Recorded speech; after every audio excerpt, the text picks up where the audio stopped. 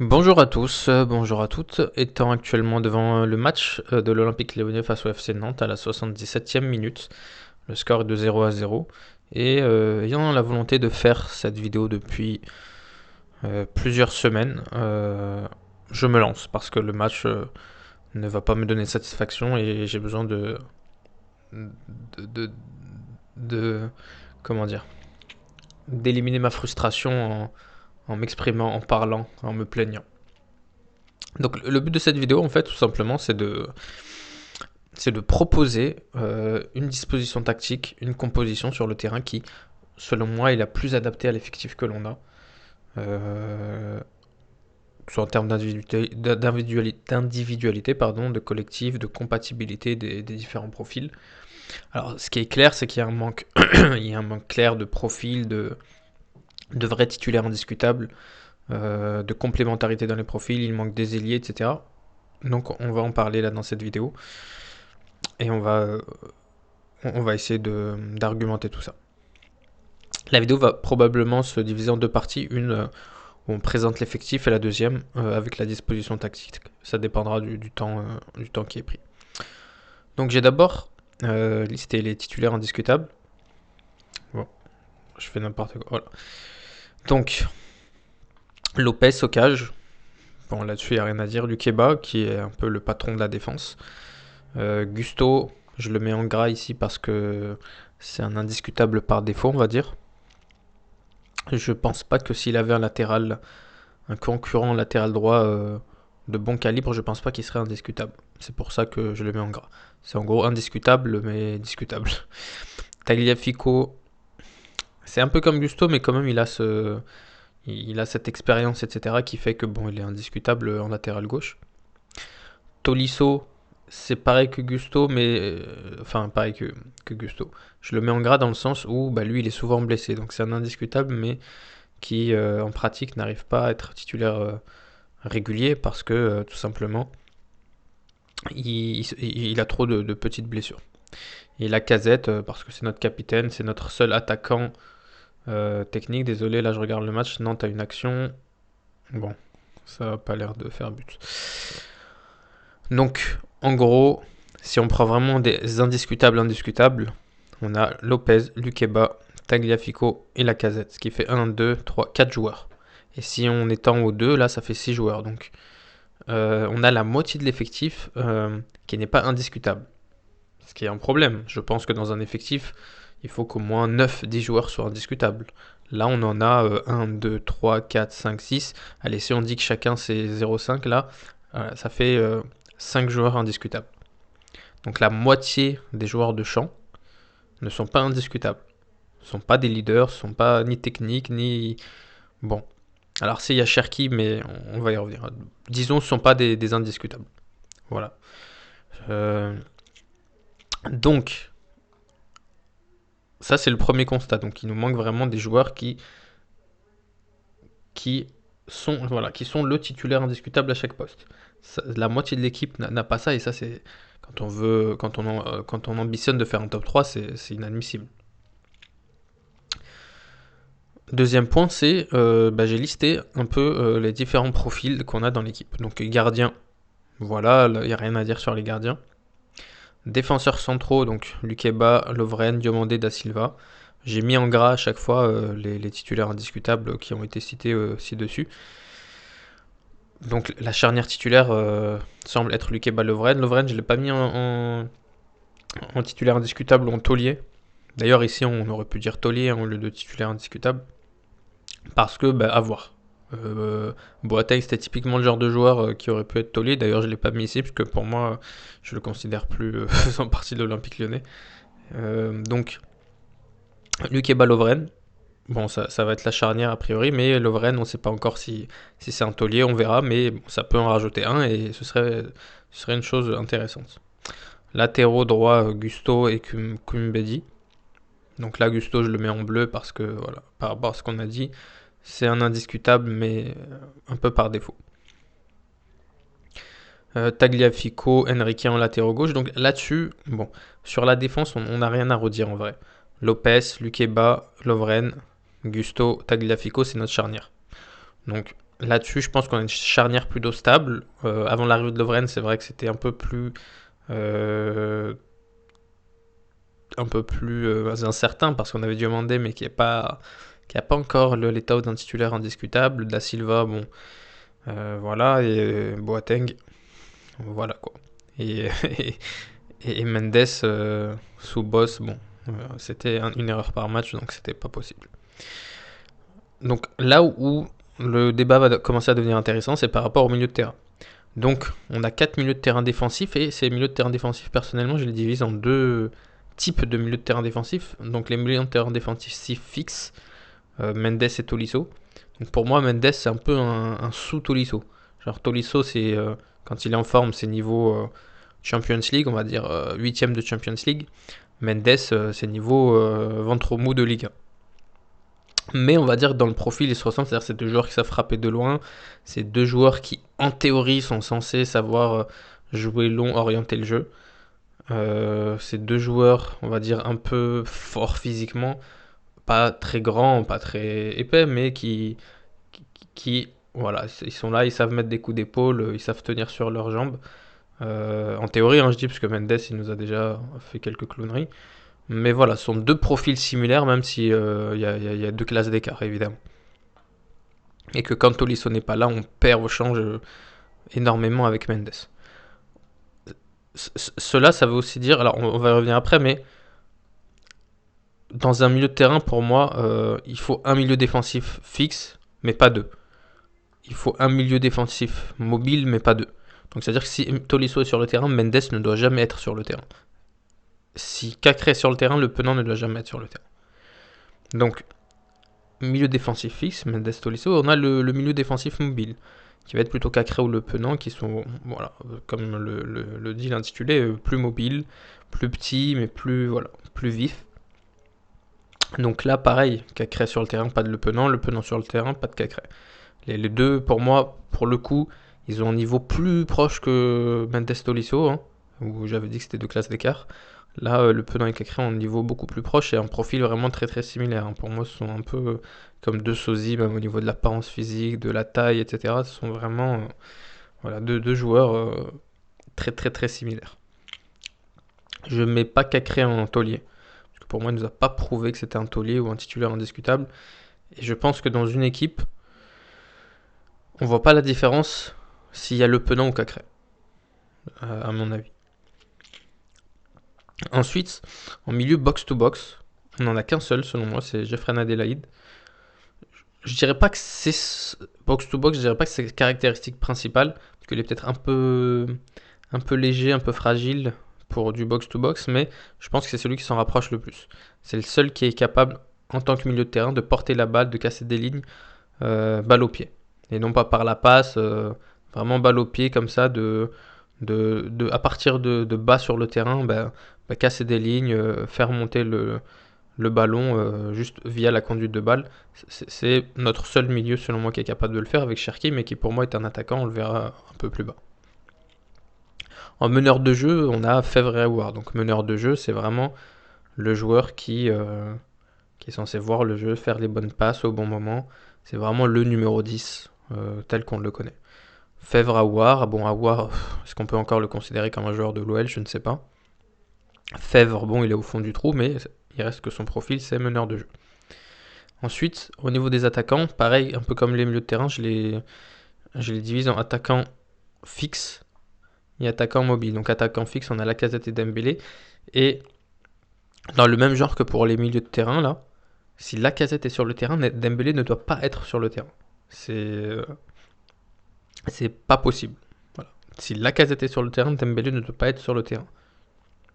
Sinon, ça fait doublon. Alors Dembélé, évidemment, c'est pareil, c'est comme Tolisso Mendes, il y a deux classes d'écart entre Dembélé et Lacazette. Donc l'idée, c'est pas de dire, voilà, c'est pas de les comparer, mais si Lacazette est sur le terrain, enfin, quand Dembélé rentre, c'est que Lacazette doit sortir, sinon on perd, ça fait un doublon, ça sert à rien. Il ne faut qu'un seul des deux sur le terrain. Évidemment, c'est Lacazette le titulaire indiscutable, hein, c'est notre capitaine, il est en gras. Mais quand en fin de match, il faudra le reposer, quand sur des matchs, faudra le reposer, quand peut-être on aura besoin de plus de présence aérienne dans la surface en fin de match. Voilà, on mettra Dembélé, mais il faudra sortir Lacazette. Ça, c'est mon opinion. Un attaquant action mobile, Cherki et Carl Toko Ekambi, alors, ils n'ont absolument rien à voir en termes de profil, mais les deux sont des attaquants, mais en même temps, les deux, je les vois pas dans la capacité, par exemple, de jouer seul en pointe. Ce qui fait que je les appelle mobiles, en fait. C'est vraiment un attaquant plus mobile, mais c'est pas un Lacazette ou un Dembélé dans le profil. Lui, c'est plus un joueur de profondeur, en théorie, même si ça fait 2 ans qu'il prend plus la profondeur. Cherki, bon, c'est un dynamiteur. C'est un peu à la Fekir. Euh, le Fekir du 4-4 de Losange en duo avec Lacazette devant et Gourcuff derrière. Voilà comment je vois Cherki, même si Cherki dans son rôle, il peut avoir un rôle de meneur de jeu, mais je pense pas que ce soit son rôle principal. Vraiment, l'essence de son profil, pour moi, c'est pas meneur de jeu, mais c'est vraiment attaquant. Attaquant, voilà, qui sait mener le jeu, mais qui est surtout un attaquant. Pour moi, plus Cherki est proche de la surface, mieux c'est. Plus il est éloigné de la surface, moins bien c'est. Même, voilà, s'il a, il a la capacité d'être ce numéro 10. Ensuite, en profil d'ailier, j'ai mis TT et Barcola. Alors pourquoi profil d'ailier et pas ailier? Parce que pour moi, TT n'est pas un ailier, Barcola n'est pas un ailier, mais ils ont ce profil-là, un peu dynamiteur. TT est capable un peu d'être virevoltant. Barcola, il a ce côté un peu... je, je, je, je respecte les consignes. On me demande d'aller en profondeur, je vais en profondeur. On me demande de faire un travail défensif, je fais un travail défensif. Donc très très scolaire. Donc les deux ont un profil délié, mais la réalité, en réalité, c'est que... J'ai répété 2 fois réalité. C'est qu'on n'a pas délié. Donc à partir de tout ça, l'idée c'est un peu de dire que il va falloir une composition sans ailier. Et les systèmes, les compositions sans ailier se comptent sur les doigts de la main. Donc si on doit partir d'un principe, c'est que on ne doit pas jouer, ou en tout cas sur la régularité, sur la composition de base, le 11 titulaire, on ne doit pas jouer avec une composition qui comporte des ailiers. Donc pas de 4-3-3, pas de 4-2-3-1. Voilà. Donc il reste comme possibilité le 4-4 de Losange ou le 3-5-2. Au vu de nos profils d'attaquants,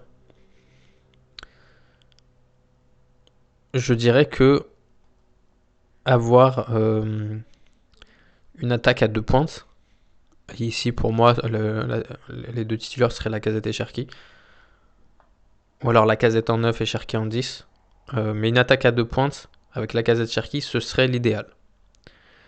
En termes de milieu de terrain, il nous faudrait un milieu défensif fixe plus un milieu défensif mobile, plus, moi je dirais, un milieu box-to-box. Dès lors qu'il y a Cherki qui est un attaquant secondaire, ou un second attaquant, pour moi le troisième milieu ça doit être un box-to-box. Et le seul qui a ce profil-là chez nous, c'est Jeffrey Adelaide. Donc l'idée c'est d'avoir un équilibre. On a 2 milieux défensifs avec profils différents, donc soit Tolisso, soit Mendes. Et l'autre c'est soit le Cacrès, soit le Penon. Et on a un milieu box-to-box qui a un profil vraiment différent, plus offensif, mais sans être un Fèvre ou un Aouar. Je pense que Jeffrey Adelaide, il a le profil le plus adéquat pour être ce troisième milieu de terrain, sans pour autant évidemment être un taulier ou un indiscutable. Et derrière, en attaquant, voilà, Lacazette Cherki, pour moi c'est vraiment le duo. Si je devais rajouter un autre indiscutable, je mettrais Cherki. C'est juste que, bon, je dirais pas que c'est un taulier encore. C'est pour ça que je ne l'ai pas mis. Donc au vu de tous ces éléments-là, je partirai pour ma part sur la composition suivante. Donc est-ce que mon raccourci clavier va fonctionner? Tac. Bon, je voulais faire le truc un peu stylé, mais ça n'a pas marché. On va se remettre là. Voilà. Du coup, pour moi, la composition idéale pour l'Olympique Lyonnais, ce serait celle-ci. Donc la défense, voilà, on en a parlé. Tolisso, s'il arrive à se remettre de ses blessures, ça c'est évident. Cacré en deuxième parce qu'il reste quand même un joueur qui a plus d'expérience et de bouteilles que le Penant, mais le Penant, tac tac tac, il tape à la porte. Jeffren, puisqu'en troisième milieu, je ne vois personne d'autre qui peut avoir ce rôle de troisième milieu. Cherki en 10. Dans l'idéal, si Fèvre répondait aux attentes, j'aurais mis Fèvre en 10 et Cherki ici, en deuxième attaquant. Mais comme Fèvre, c'est un peu la dépression. Mais en même temps, là, je suis en train de regarder le match de Nantes et Tété, c'est pas beaucoup mieux. Donc je me dis, tac, est-ce que l'idéal, ce serait pas ça? Voilà. Fèvre en numéro 10, Lacazette en 9 et Cherki en deuxième attaquant. Fèvre dans un rôle vraiment de meneur de jeu à la passe, tandis que Cherki plus dans un rôle de dynamiteur. Ça permettrait quand même d'avoir une accumulation de joueurs techniques, de ne pas avoir Karl Toko et Cambi sur le terrain, ce qui est déjà magnifique. Donc Jeffrey Adélaïde, Fèvre, Cherki, Lacazette, c'est déjà ce quatuor. Je pense que techniquement, c'est assez intéressant si on arrive à faire qu'il soit épanoui. Il y a même, on peut même essayer de se dire, si Tolisso, tac, on le met en 8, parce que Tolisso, finalement, c'est un joueur qui, quand il est proche de la surface ou à l'entrée de la surface, est très intéressant, tandis qu'un Cacré, en fait, on sait qu'on perd une possibilité de marquer avec Cacré proche du but. Là, on se retrouve avec 5 joueurs en capacité de faire la différence ou de marquer.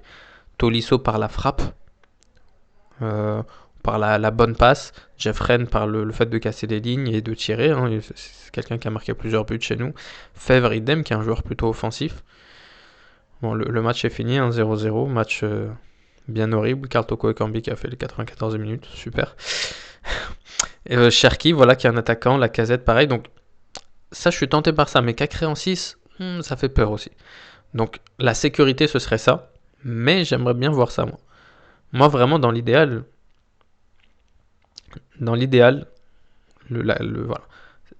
Le système le plus sexy, si on peut appeler ça comme ça, ce serait celui-ci. Le système le plus pertinent, / équilibré, / sécuritaire, pour moi, ce serait celui-ci. Donc voilà, l'idée c'est vraiment cette variété des profils. Moi je pense que le milieu de terrain là il est très complémentaire dans les profils, après avoir sur les dynamiques, Cacré il n'est pas dans une super bonne dynamique, Jeffrey Adélaïde non plus. Mais voilà, là on a un milieu défensif fixe, solide, un Cacré beaucoup plus mobile, un Jeffrey plus offensif, capable de casser les lignes, un Fèvre qui aurait ce rôle de numéro 10, meneur de jeu, un peu, toute comparaison gardée, un peu à la Gourcuff, Cherki un peu à la Fekir, et Lacazette à la Lacazette. Donc moi voilà, c'est ainsi que je vois l'OL tactiquement au niveau du système être en capacité de reprendre du poil de la bête. Après, est-ce que par exemple ici, est-ce que Cacré on le met à droite ou à gauche, ça, je sais pas.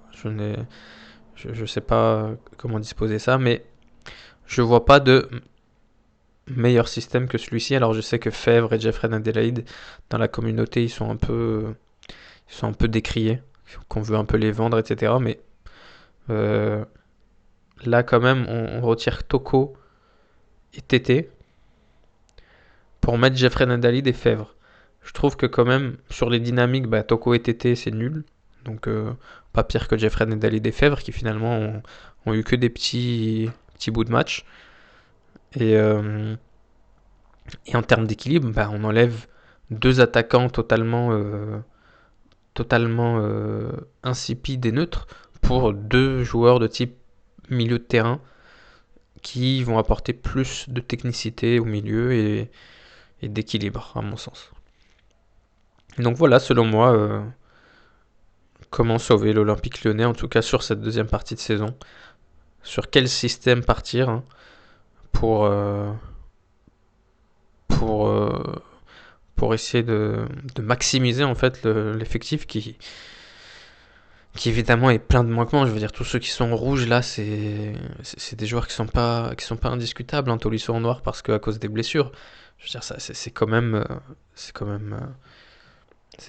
inadmissible. Mais en tout cas, voilà ma proposition, mon humble proposition en tant que supporter qui regarde chaque match de l'OL depuis depuis bien trop d'années. Je vous souhaite donc à tous une bonne journée, soirée. J'allais dire vive l'Olympique Lyonnais, mais on attendra un peu de faire ce genre de déclaration. Voilà.